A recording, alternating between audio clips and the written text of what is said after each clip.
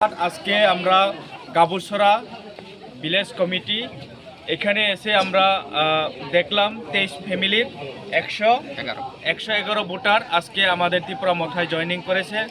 তাদেরকে আমরা বলতে চাই আমাদের মহারাজার যে লক্ষ্য উদ্দেশ্য এটাকে ফুলফিল করার জন্য এবং আমাদের ত্রিপুরা মথাকে আরও স্ট্রং এবং ভবিষ্যতে কাজ করার জন্য এবং ভবিষ্যতে আমাদের এক হয়ে ত্রিপুরাসা এবং বাঙালি যারা সমাজ আছে সবাই মিলে আমরা মহারাজার যে স্বপ্ন এবং 2028-এ আমরা চাই আমাদের যে সমস্ত মানুষ আমরা শান্তিপূর্ণভাবে বসবাস করে এই ত্রিপুরা রাজ্যকে একটা সুন্দর ত্রিপুরা রাজ্য গঠন করার জন্য আজকে এই উদ্যোগ।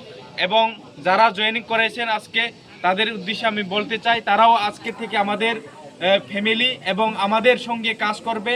ভবিষ্যতেও আমরা তাদের সঙ্গে কাজ করব, এক হয়ে আমরা এই ত্রিপুরা রাজ্যকে আমরা শান্তিপূর্ণভাবে এই ত্রিপুরা রাজ্যকে আমরা রাখতে চাই। এবং আমরা বলতে চাই যে সমস্ত বর্গের মানুষ আজকে মহারাজাকে বিশ্বাস করছে, কারণ একটাই আমরা দীর্ঘদিন দেখে ত্রিপুরাসা এবং বাঙালিদেরকে ঠকানো হয়েছে, কোনো কাজ করেনি। এবং আমরা দেখেছি বিজেপিও সেমভাবে শুধু জুমলাবাজি করে মানুষকে ঠকানো হয়েছে। এই কারণে আজকে বুবাগরার পাশে সবাই মানুষ এখনে দ্বারস্থ হচ্ছে এবং বুবাগরার সঙ্গে কাজ করবে বলে তাদের মনের মধ্যে একটা আশা, এবং এই আশা নিয়েই আজকে মহারাজার সঙ্গে যোগদান দিচ্ছেন আমরা ত্রিপুরা মথা। এবং আমাদের ত্রিপুরা মথাতে সবাই যোগদান দিয়ে মহারাজাকে আরও উৎসাহিত করার জন্য এবং ভবিষ্যতে একসঙ্গে কাজ করার লক্ষ্যে এই জয়েনিং বলে আমি মনে করি। এবং ভবিষ্যতে তারার পাশে আমরা থাকব, সবার পাশে আমরা থাকব।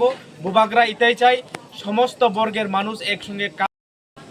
এবং বিজেপি করার পর বিভিন্ন রকমের অপমান এবং লাঞ্ছনা পেয়েছি এবং তাই বিজেপি দল ত্যাগ করে ত্রিপুরা মথা দলে সামিল হয়েছি।